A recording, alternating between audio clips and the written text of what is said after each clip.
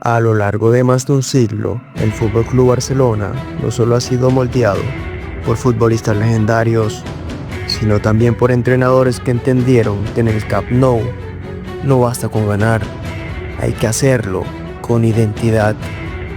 En el Barça, ganar ha sido siempre una consecuencia. El verdadero objetivo ha sido cómo se gana. A lo largo de los años, el banquillo azulgrana ha sido ocupado por figuras que entendieron que dirigir a este club implica algo más que levantar trofeos. Significa custodiar una identidad, interpretar una filosofía y transmitir una forma de ver el fútbol al mundo. Hoy en este video te enseño el top 7 de los mejores entrenadores del FC Barcelona. Si amas el fútbol y la historia del Barça, dale like, suscríbete y acompáñame. La historia de Tito Vilanova en el FC Barcelona es una de las más humanas y conmovedoras que ha vivido el fútbol moderno. Su llegada al banquillo en 2012 no representó una ruptura, sino la continuidad de una idea que había llevado al club a la cima del mundo. Silencioso, metódico y profundamente conocedor del juego, Tito asumió el reto de suceder a Pep Guardiola con la serenidad de quien entendía que el legado debía cuidarse, no reinventarse. Desde el inicio, el Barcelona de Vilanova mostró una determinación arrolladora. El equipo mantuvo su dominio del balón, su vocación ofensiva y su ambición competitiva. Con Lionel Messi en un estado de gracia irrepetible y un bloque que conocía de memoria los automatismos, el Barça firmó una de las mejores temporadas de su historia en la liga. Los 100 puntos y los 115 goles en la campaña 2012-2013 no solo rompieron récords, reflejaron una autoridad sostenida y una regularidad implacable. La etapa de Tito fue corta, pero profundamente emotiva. Su Barça jugó uno de los mejores campeonatos de liga jamás vistos. Dirigió 60 partidos en el banquillo azulgrana, consiguiendo un título de liga. La consiguió con el increíble récord histórico de 100 puntos, igualando así la liga obtenida por el Real Madrid de José Mourinho la temporada anterior. Tito Vilanova logró ese récord mientras luchaba contra una grave enfermedad, convirtiéndose en un símbolo de fortaleza en la historia del fútbol.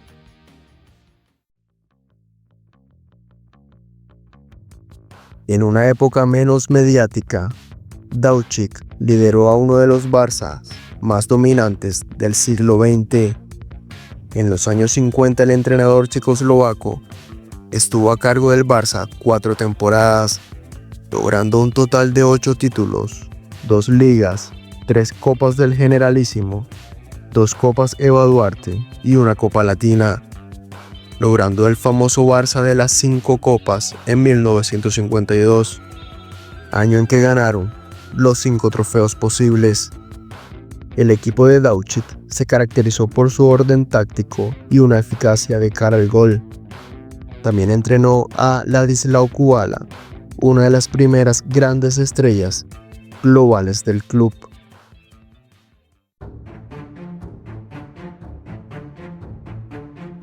Helenio Herrera, por muchos considerados el primer gran entrenador mediático en la historia del fútbol, fichó por el Barcelona el 22 de abril de 1958.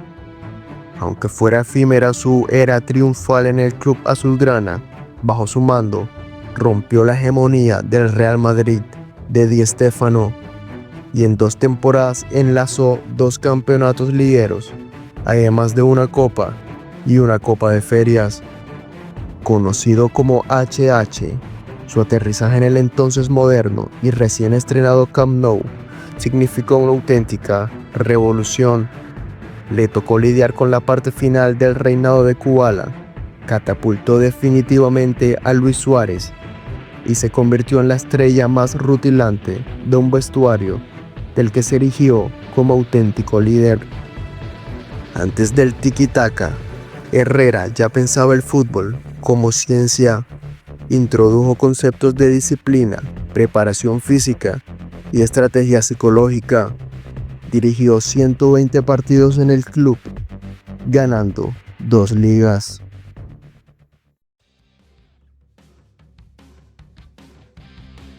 En 2003 llegó al FC Barcelona, presentado por el recién elegido presidente Joan Laporta para sustituir a Radomir Antic.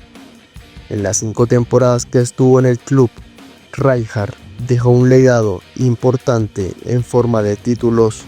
Destacan 2 ligas, la de 2005 y 2006, y una Liga de Campeones en 2006, y también una forma de trabajar elegante, coherente, sin estridencias y respetada por todo el mundo.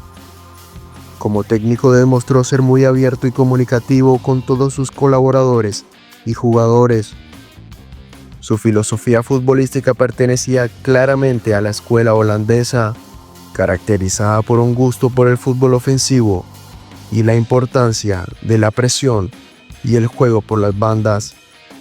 Rijkaard heredó a un club en crisis y lo devolvió a la élite. Apostó por el talento joven y fue el entrenador que terminó de pulir a Ronaldinho y lanzó a Messi. Dirigió 273 partidos con un porcentaje de 63% de victorias. Ganó una Liga de Campeones, 2 ligas y 2 Supercopas de España. Como dato curioso, fue bajo su mando que el Barça recibió una ovación histórica en el Santiago Bernabéu tras una exhibición de Ronaldinho.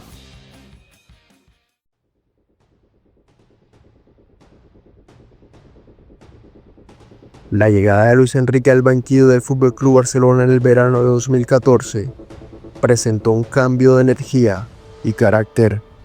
Tras una etapa de transición, el club apostó por un técnico con pasado blaugrana, fuerte personalidad y una idea clara: devolverle al equipo el hambre competitiva sin renunciar a su identidad. Lo que siguió fue una de las etapas más exitosas y emocionantes de la historia del Barça. Desde el inicio, Luis Enrique impuso la intensidad, exigencia y un discurso directo. El equipo recuperó la presión alta y la verticalidad, adaptando el juego de posesión a un fútbol más agresivo. En este contexto nació un tridente destinado a la historia: Messi, Suárez y Neymar. La MSN no solo acumuló goles, sino que redefinió el ataque moderno, combinando talento, sacrificio y una conexión casi instintiva. Luis Enrique como entrenador del Barcelona fue un éxito rotundo, con un balance de 138 victorias en 181 partidos y un palmarés impresionante que incluye un triplete en 2015, además de otras copas y títulos internacionales. Es considerado una leyenda moderna del club. Luis Enrique tomó un equipo brillante y lo hizo más vertical y feroz. Supo unir el juego de posesión con la contundencia de la MSN. Logró 9 títulos en su estadía en Barcelona y su Barça protagonizó la remontada más famosa de la Champions League, el 6-1 al PSG en 2017. La era de Luis Enrique no fue solo una sucesión de títulos, también fue una reafirmación del carácter competitivo del Barça, una etapa donde el talento se combinó con intensidad y donde el fútbol volvió a vivirse con emoción y orgullo.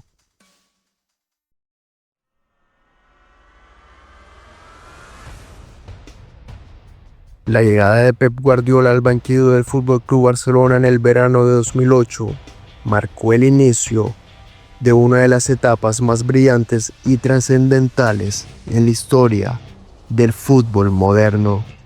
Con apenas 37 años y una experiencia mínima como entrenador del primer equipo, Guardiola asumió el reto con una idea bastante clara: devolverle al club su identidad basada en el juego de posesión la presión alta y la confianza en el talento formado en la Masía. Desde sus primeros partidos, el Barcelona de Guardiola mostró una transformación profunda.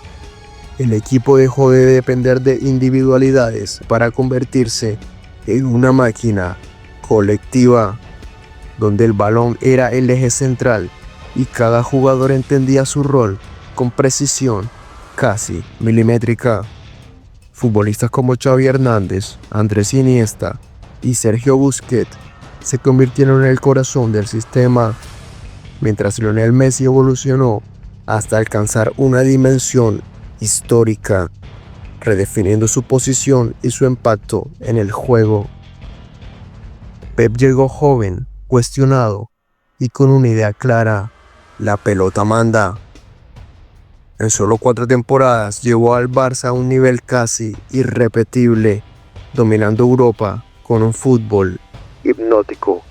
Dirigió 247 partidos en el banquillo blaugrana con un porcentaje de victorias del 72%, la más alta en la historia del club. Consiguió 14 títulos y en 2009 ganó los 6 títulos posibles para convertirse en el primer entrenador de la historia en ganar un sextete. Más allá de los trofeos, la era Guardiola dejó un legado profundo, una manera de entender el fútbol basada en la inteligencia táctica, la formación de jugadores y la coherencia institucional. Cuando Pep Guardiola se despidió del club en 2012, dejó un equipo campeón, una idea consolidada y una huella imborrable. Su paso por el FC Barcelona no fue solo una etapa ganadora, sino un punto de inflexión que cambió para siempre la forma de jugar y pensar el fútbol.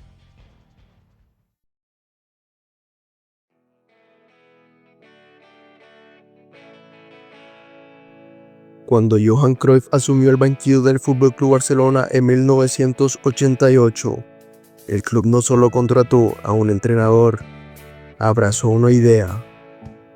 El holandés regresó al Camp Nou con una convicción de que el fútbol debía jugarse con el balón, con valentía y con una identidad reconocible. En un momento de inestabilidad deportiva e institucional, Cruyff sembró una revolución que tardaría en florecer, pero cuyos frutos cambiarían para siempre la historia del Barça. Los primeros años no fueron sencillos. Cruyff tomó decisiones impopulares, reformó la plantilla y apostó por jóvenes talentos cuando el contexto exigía resultados inmediatos. Su discurso desafiante y visionario chocó con la presión mediática y la exigencia del entorno. Sin embargo, detrás de esa aparente rebeldía se estaba construyendo un modelo de juego basado en la posesión, la amplitud y la inteligencia táctica, inspirado en el fútbol total que había marcado su vida como jugador. A comienzo de la década de los 90, el llamado Dream Team empezó a consolidarse, con futbolistas como Guardiola, Laudrup, Stoichkov, Koeman y Vaquero. El Barcelona dominó la Liga Española durante 4 temporadas consecutivas, entre 1991 y 1994. El equipo jugaba con una personalidad inédita, atacaba sin complejos y entendía el balón como una herramienta de control y expresión. El punto culminante llegó en 1992, en Wembley. Aquella noche, el gol de Ronald Koeman en la final de la Copa de Europa frente a la Sampdoria rompió una barrera histórica y emocional. El Barcelona conquistó su primera Champions League y con ella una liberación colectiva. No fue solo un título, fue la confirmación de que el club podía ganar fiel a su idea. Más allá de los trofeos, el legado de Cruyff fue estructural y profundo. Implantó una filosofía que trascendió su etapa, redefinió la formación en la Masía y estableció los cimientos de un estilo que generaciones posteriores perfeccionarían. Cuando dejó el banquillo en 1996, su salida fue tan polémica como su llegada, pero su huella ya era imborrable. Johan Cruyff no solo entrenó al FC Barcelona, le dio una identidad, una manera de pensar y un lenguaje futbolístico propio. Su etapa como técnico no fue simplemente una era de títulos, sino el origen de una cultura que convirtió al Barça en algo más que un club. Cada uno de estos entrenadores dejó algo más que trofeos, dejaron una idea, una huella que explica por qué el Barça no es solo un club, sino una manera de entender el fútbol. ¿Cuál crees que fue el mejor entrenador del Barça? Déjalo en los comentarios, suscríbete y nos vemos en el próximo video.